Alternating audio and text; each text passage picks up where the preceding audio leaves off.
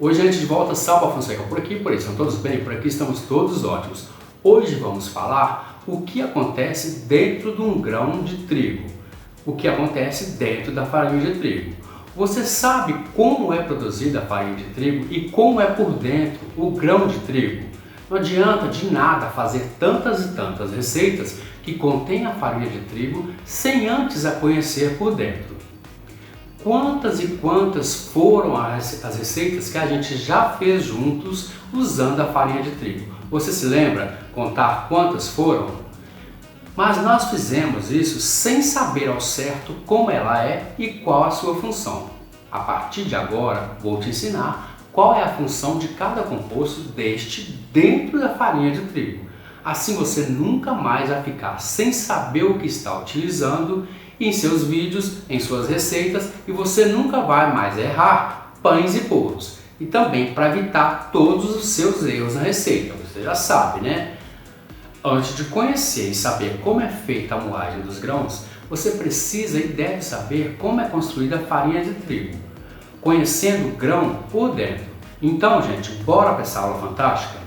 Fique sabendo então que o trigo, estou falando da planta, tá bom, gente? É colhido através de máquinas que separam o caule e as folhas da semente. Separa através de peneira os grãos pequenos, que são mais concentrados, e também escolhem sobre peneiras os grãos maiores, que são mais espessos. Esses grãos são limpos por meio de sucção por ar e peneiração, para tirar o pó, a palha e os grãos murchos.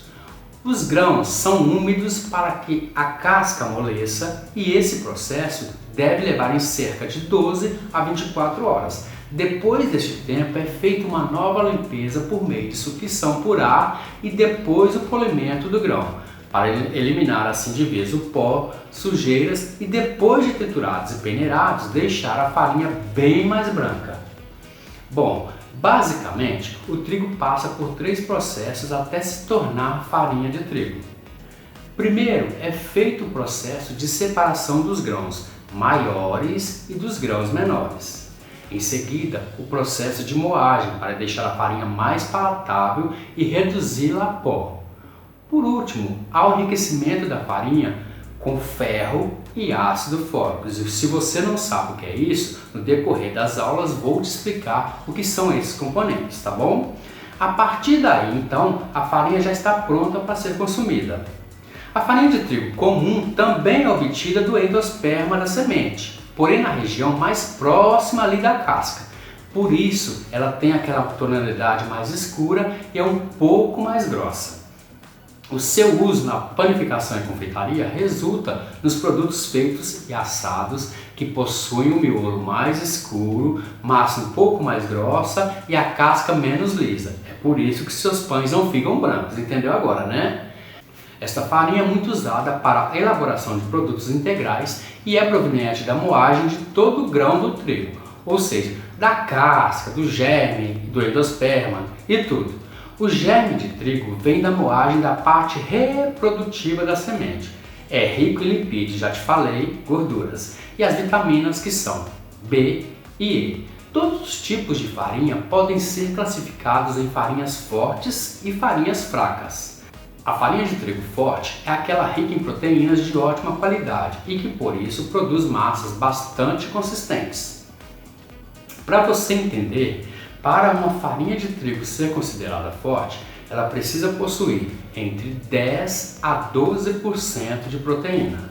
E para compensar as perdas nutricionais ocasionadas pela retirada do germe dos grãos de trigo, essa farinha pode ser enriquecida com ferro e ácido fólico, como te contei acima, sendo assim chamada por isso de farinha forte especial premium. Já ouviu falar? Por causa de tudo isso, as farinhas fortes premium especiais são mais caras. A farinha pode se apresentar de 4 formas. A extraída da parte central do endosperma é essa considerada farinha especial. Ela apresenta tonalidade mais clara, mais branca e é um pouco mais fina.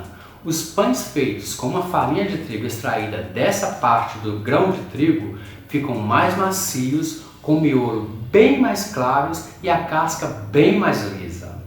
Uma farinha boa deve seguir os seguintes critérios em uma escala de grandeza, como te mostro agora.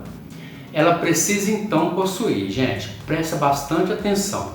A sua composição deve ter amido, água, proteína, fibras e minerais, gordura e enzimas.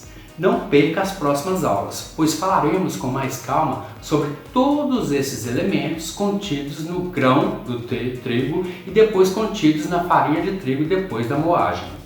Falaremos e explicaremos detalhadamente, mas não com assuntos mirabolantes e cadeias químicas que nada agregam para a gente aqui agora. Vou te explicar de maneira sucinta, de modo que você entenda perfeitamente. Vale lembrar para você agora que esse não é um curso de química, e sim um curso de panificação. Na próxima aula falaremos muito sobre o amido, sobre a água, a proteína, sobre as fibras e minerais, sobre a gordura, enzimas, além de te explicar o que vem a ser o carboidrato na farinha de trigo, o ferro e o ácido fólico. Portanto, não perca essa aula. Tá gostando desse vídeo? Então curta, comenta e compartilhe esse vídeo com o maior número de pessoas possíveis. Eu quero que todas as pessoas aprendam e não errem jamais nenhuma receita por causa de farinha de trigo. Não é inscrito ainda no canal? Então se inscreva e ative o sininho de notificações para receber em primeira mão os nossos vídeos.